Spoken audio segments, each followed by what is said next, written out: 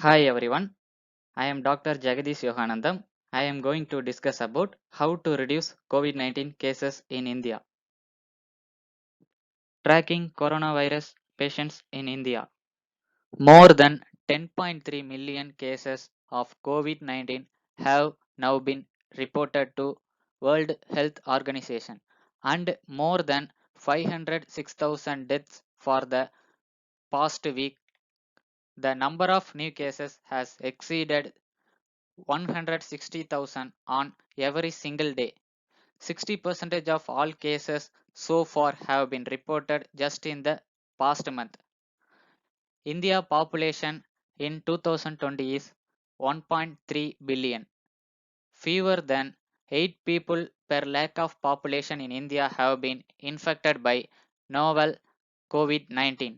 The current surge in infectious follows a 3 months India-wide lockdown that began on 25th March and severely disrupted the economy and livelihoods. India's COVID-19 mortality rate, which is officially 11 deaths per million people in the population, among the lowest in the world. Now I am going to tell about Sero Surveillance Survey Plan for the Indian government on COVID-19 surveillance and help to design the government's first Sero Surveillance survey of 26,400 people to estimate the proportion of the population with viral antibodies. In some badly affected cities seem reluctant to say that outbreaks are being driven by community transmission where cases cannot be linked to known sources. Serology test to identify COVID-19 infected people in India. Serology test looks for antibodies in blood. If antibodies are found, that means there has been a previous infection. Antibodies are proteins that can fight off infections. Investigations using serology testing are called seroprevalence surveys. The Indian government should collaborate with public health and private partners on a variety of seroprevalence survey of different sizes, locations, population studied and purposes. The seroprevalence surveys is conducting which includes large-scale geographic surveys, community-level surveys, and smaller-scale surveys, focusing on specific population in order to learn more about COVID-19 in India. Serology testing surveillance provides important information by tracking the COVID-19 infected people in India. The priority is to track COVID-19 infections to determine how much of the population is infected over time. This uses a variety of surveillance systems to track COVID-19 cases based on people who seek medical care. However, these systems can miss infections that occur in people who had mild or asymptomatic illness. That is, no signs or symptoms who did not seek medical care or get tested. By using seroprevalence surveys, government can learn about the total number of people that have been infected, including those infections that might have been missed. These surveys also can help estimate how much of the population has not yet been infected, helping public health officials plan for future healthcare needs. And these surveys can also track how much infections progress through the population over time. This is done by taking snapshots of the percentage of people who have antibodies against SARS-CoV-2 at different time points. Seroprevalence surveys can look at risk factors for disease such as person's age, location, or underlying health condition. Finally, some kinds of seroprevalence surveys can determine how long antibodies last in people's bodies following infections. This is the statistics on COVID-19 outbreak in India 2020. It is spreading much faster in India. and the infections rates are higher.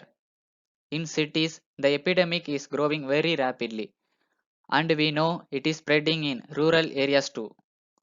The whole trajectory of the infection is moving upwards more sharply than in many other countries. The mortality per million people in India is expected to be lower because of low average age of the India's population. Older people are more likely to die from this infection. So, we can take some comfort in the fact that deaths are fewer, especially in the rural population. But the problem with death as an indicator is that a COVID 19 death has to be certified as such. The only way to do this through an RT-PCR test or a reverse transcription polymerase chain reactions test, which looks for viral genetic material in nose and throat samples.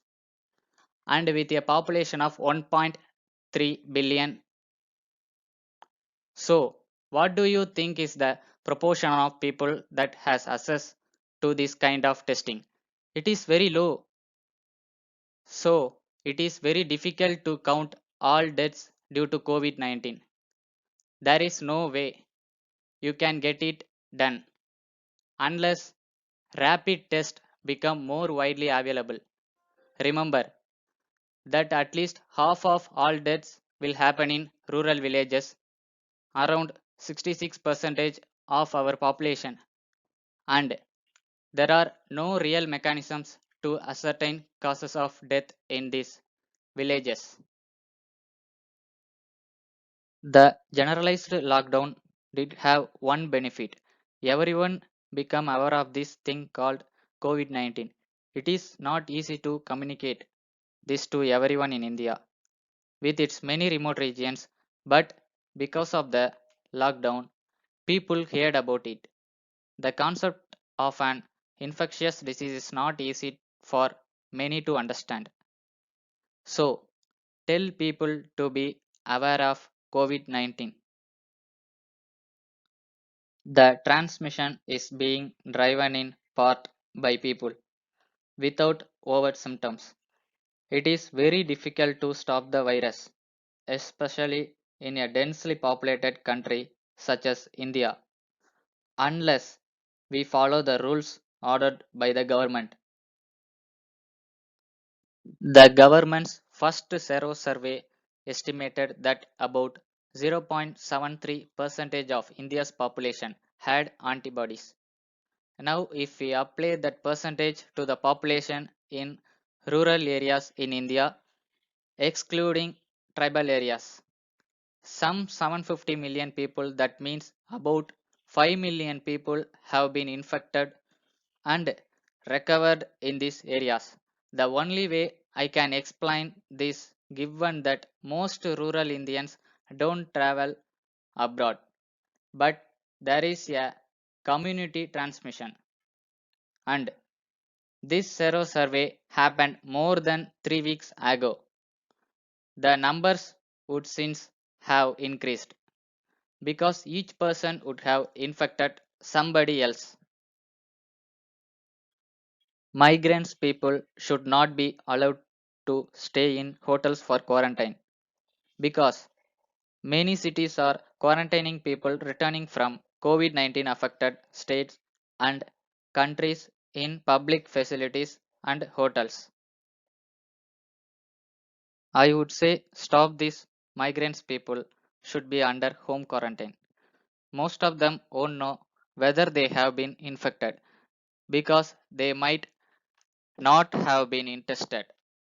And when the number of infected people is already high in the community, quarantining incoming travelers in public facilities, which is very labor intensive, is not economical.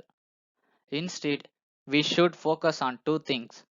The first is a reverse quarantine for elderly people where the old and vulnerable are quarantined from others to protect them.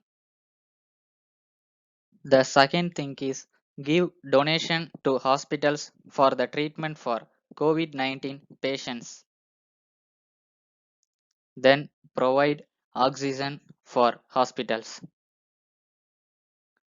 Provide face mask and tell them how to wear face mask properly.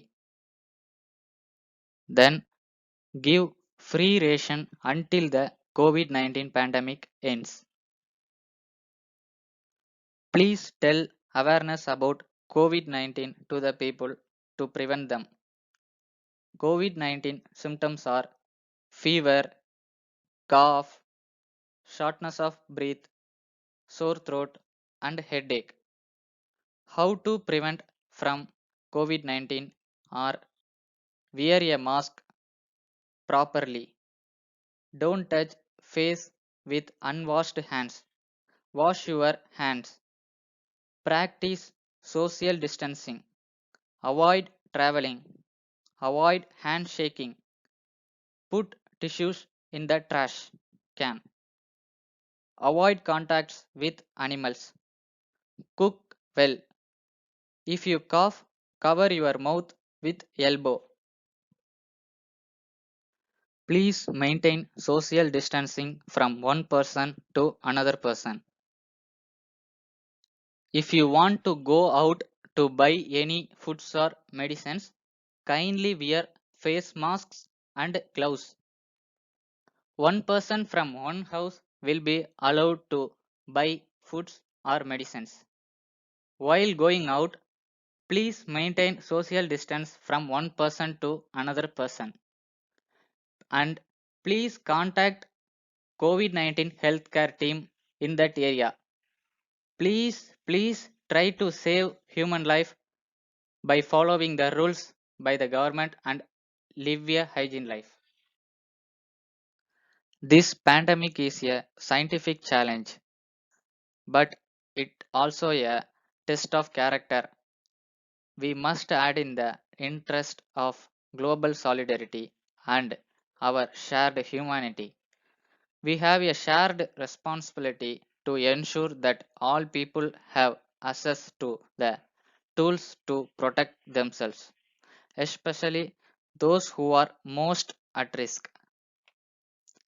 But one of the lessons of the pandemic is that no matter what situation a country is in it can be turned around. Jai Hind. Thank you for watching this video.